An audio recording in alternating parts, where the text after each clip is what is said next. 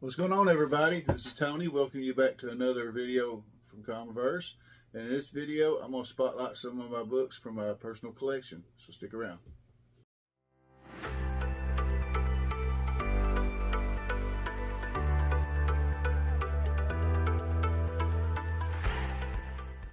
What's going on, everybody? I want to welcome you back to another video.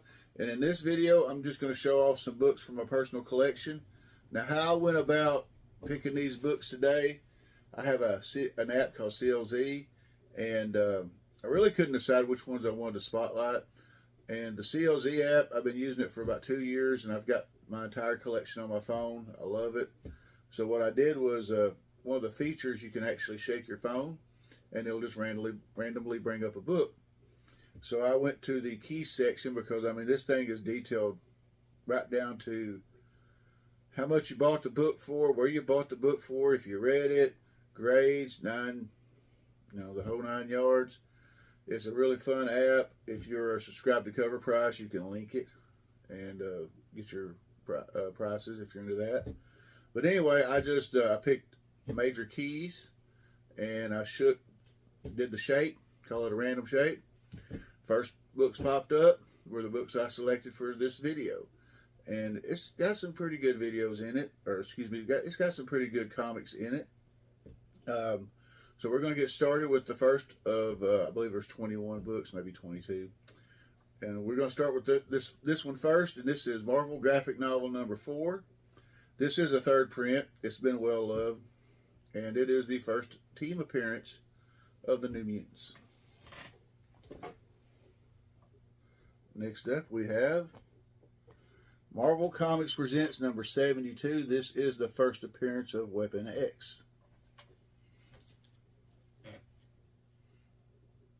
Next up, we have Secret Wars number 2. Secret Wars 2 number 3. This is the first full appearance of the Beyonder. And there may be some spec on this one. I don't really care. But with the whole Secret Wars thing coming to the MCU, we may see him. Next up, we have X Factor number 1. This is the first new ongoing series featuring the original X-Men team that came out in the 80s. And I enjoyed it. It's really good. I believe this also may or may not be the first appearance of Rusty Collins. Next up, we have possibly one of the best storylines ever. We have Amazing Spider-Man number 294. This is part of the Fearful Symmetry storyline, or commonly known as Kraven's Last Hunt. In this issue, we see Kraven commit suicide. So basically, this is the death of Kraven. What I like about this one, and I'll show it to you, in 2014, I got this one autographed by Bob McLeod. He's a pretty cool guy. And I also have a print somewhere. Oh, actually, it's over on my door that he also autographed. Next up, we have Spider-Man number 1 from the 90s. This was a new series featuring Spider-Man, and it was, I believe, it was written and drawn by Todd McFarlane. He did the first 14 issues, and then he left after issue 16. And I figured since I was showing off that copy of Spider-Man number 1 that I had, I'd go ahead and throw this one in too. And I'd really like to get they call this the silver version. I'd really like to get the gold one as well. Here. All right, next up we have Amazing Spider-Man Annual number 22. This is the first appearance of Speedball. Pretty fun character. I really dig Speedball. He's pretty cool.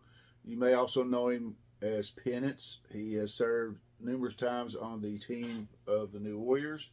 It's just a pretty fun book to read, and I believe it's also part of the Evolutionary War. Excuse me. A little peek there. Next up, we have. There we go. Next up, we have Avengers number 257. This is the first appearance of Nebula, for those who are following the Guardians of the Galaxy movies. This Nebula looks a whole lot different than the MCU one, but I always dug the character. I thought she's pretty cool.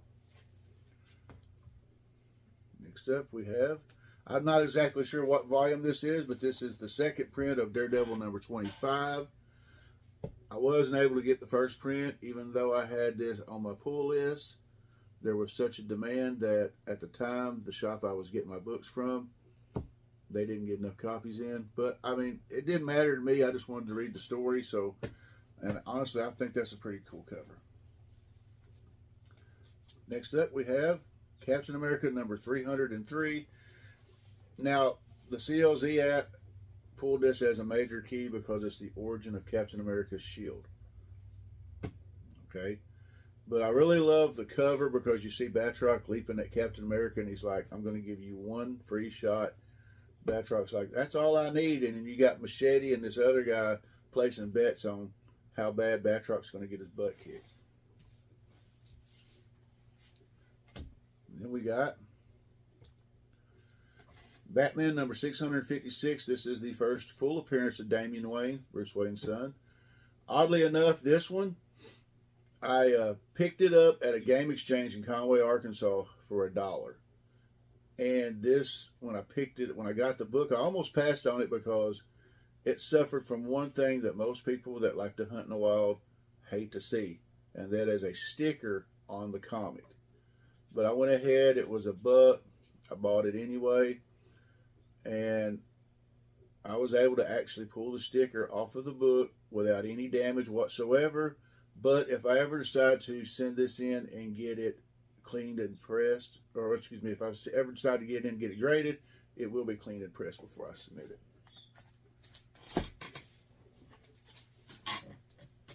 All right, next up,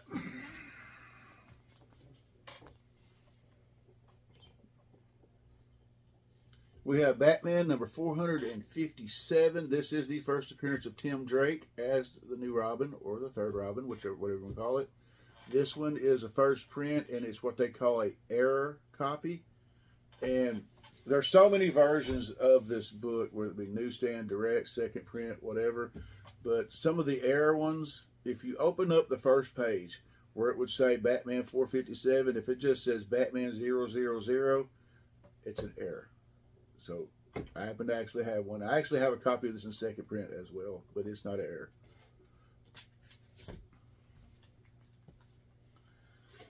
All right, we got Web of Spider-Man number 118. This is the first appearance of the Scarlet Spider, Ben Reilly. I don't believe it's credited now as the first appearance of Ben Reilly, because I don't remember. They're saying now that Ben's first appearance may be Amazing Spider-Man 149, but this is the first appearance of him dressing up as the Scarlet Spider, and it's the earlier issues of the whole clone thing. And with him popping up, possibly maybe in the, I believe it's called Across the Spider-Verse movie, you may want to pick this up now while you can get it fairly cheap, if you're interested in it. All right, next up we got an iconic cover by Todd McFarlane. This is Batman number 423. I mean, the cover speaks for itself. I actually like the story because not everybody talks about the book of the cover, and that is awesome. Todd did a really great job on this cover. But the story is pretty good because you got these three cops in like a bar or something talking about what happened during their tours that day. And each one of them has a different story of Batman. And at the end, a couple of them tell their stories where Batman's kicking somebody's butt and he's ruthless and dark and everything. And the last guy tells a story about how Batman saved these two little kids that were out on the street. And the other two are laughing at him, and he leave. They all leave and everything. And then last thing you see is Bruce at his house with Alfred, and the two kids are sleeping in the bed. So apparently the cop story was true. But like I said, the most relevance of this issue is the cover, which, like I said, it's an awesome cover. Unfortunately, well, actually, I say unfortunately, but I don't really care. This is a third print. And the reason why I say unfortunately is because I've had this thing since the 90s. And I always just assumed it was a first print because I never bothered. I always kept it in a bag. I read it one time, but I never really bothered to actually open up the page and see at the bottom where it said third print. But I don't care. I love it no matter what print I got. Next up, we have Uncanny XMen number 201. Now, of course, this is a key because it's the first appearance of Nathan Summers as a baby, and which we all know in the comics we grew up to be Cable. Also, this issue spotlighted a duel between Cyclops and Storm for the leadership of the X-Men. Spoiler alert, Cyclops loses and he leaves the team to go be with his son and his wife at the time, Madeline Pryor.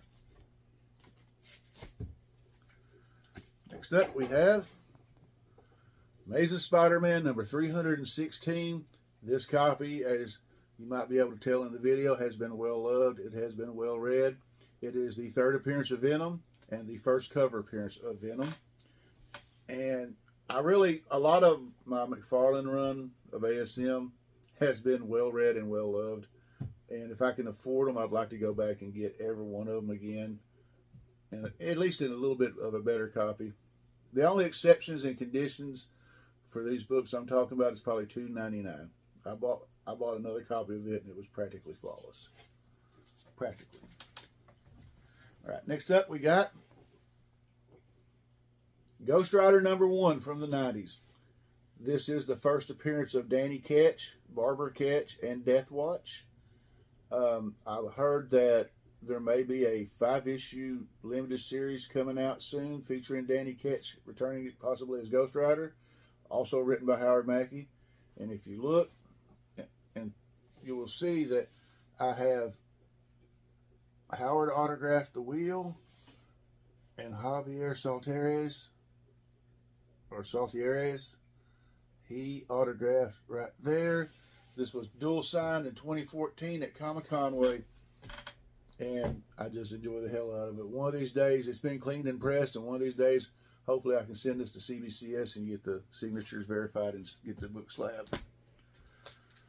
All right, next up, we have Uncanny XMen. Well, at the time, it was just X-Men. 137. Anybody that collects comics or collects X-Men comics knows what this book is. This is the last part of the Dark Phoenix saga. This is the death of Jean Grey, or the Dark Phoenix. It's the death of the Dark Phoenix. A very good book, an instant classic. And I got this one, oddly enough, in a box of comics in the 90s. I paid $30 for the box. At the time, the people that owned that comic shop, they had a box, $30. You couldn't even look in the box. You just bought the box because it guaranteed you that you'd find something you like. And I found this. I found Uncanny XMen 141, about 5 copies of Spawn. I believe that might be where I got my Transformers number 1. I don't remember. Just a whole slew of really good books.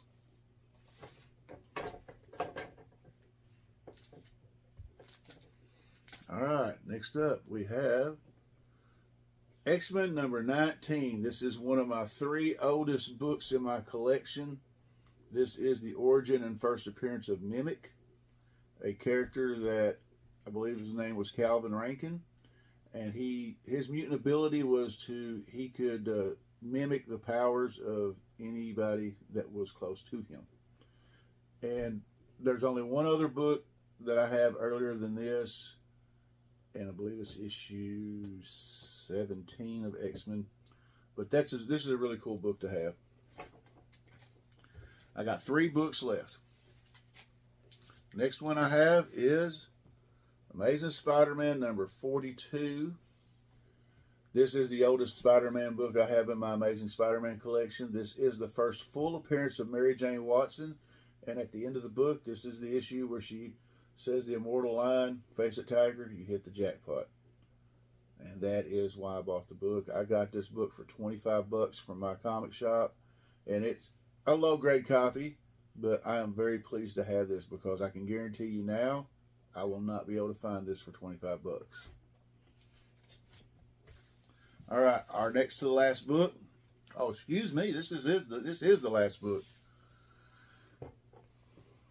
Amazing Spider-Man Annual number 21. Now, I know some of y'all that are watching this video going, "Tony, you just showed off a lot of awesome books. Why did you pick this one to be the last?"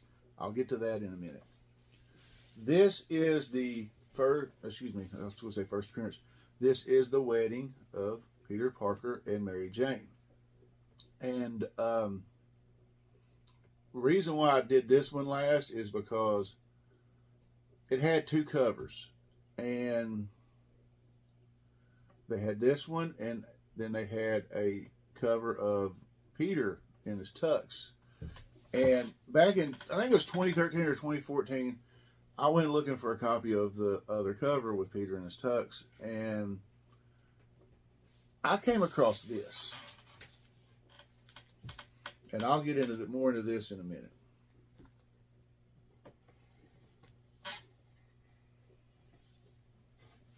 Pardon the glare. I paid about 25 or 30 bucks for this. This is called the Shea Stadium gift set. And in June 5th, 1987, they did a live version of the wedding of Peter Parker and Mary Jane at Shea Stadium, either before or sometime during the New York Mets versus Pittsburgh Pirates game that night. Stan Lee officiated. There was over 45,000 people in attendance, and they put together this little gift set, and they gave it out to some of the fans. See, I'd heard before that they were charging $100, which I always thought didn't make any sense when I heard that story. But I've also heard stories that they just handed them out to some lucky people. I don't know how many of these that they made, but I was able to find a copy on eBay, and I'm going to break this thing down because it's got to show you what it came with.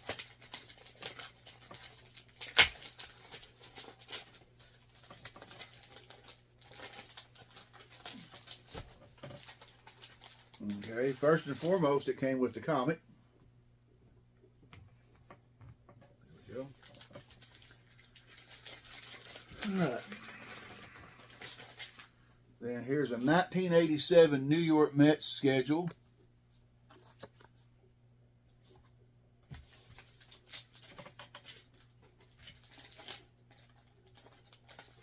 Not to stand up for this part, or maybe.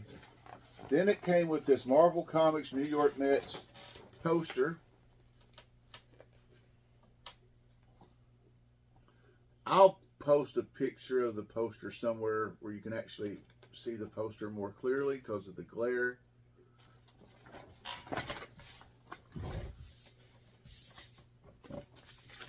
And it all came packaged in this little bag right here. Says, I caught Spider-Man's webbing, June 5th, 1987, Shea Stadium. Now, I was just online on eBay looking for a copy of just the book. And I found this. Like I said, I think I paid $25, maybe $30 for it in 2013 or 2014. And I can tell you that I have never seen another copy for sale on eBay since. And I've looked because just for kicks and grins, I thought about if I ever see another one, I may buy it again. Because to me, I mean, granted, you could get the book. You could get the book by itself, but I just think there's a pretty cool history with this. You know, with it tying into the whole with the live action thing and whatnot. I just thought it was kind of cool that, you know, it is what it is, and I actually I enjoy it. Have it. Those are the 21 books I chosen to spotlight tonight for Tony's Comic Collection Spotlight episode number 2. If you're enjoying the content, please like and subscribe. Also share the channel. As of this recording, I was at 49 subscribers. I'm working on trying to get 100. And when I get 100 subscribers, I will do a giveaway of some sort. I haven't decided yet what I'm going to give away. And yeah, if you're just enjoying the content, like and subscribe. And I'm going to put some links in the description for some other YouTube channels that if you like what you're seeing here, give them a sub. Thank you, and I'll see you next time.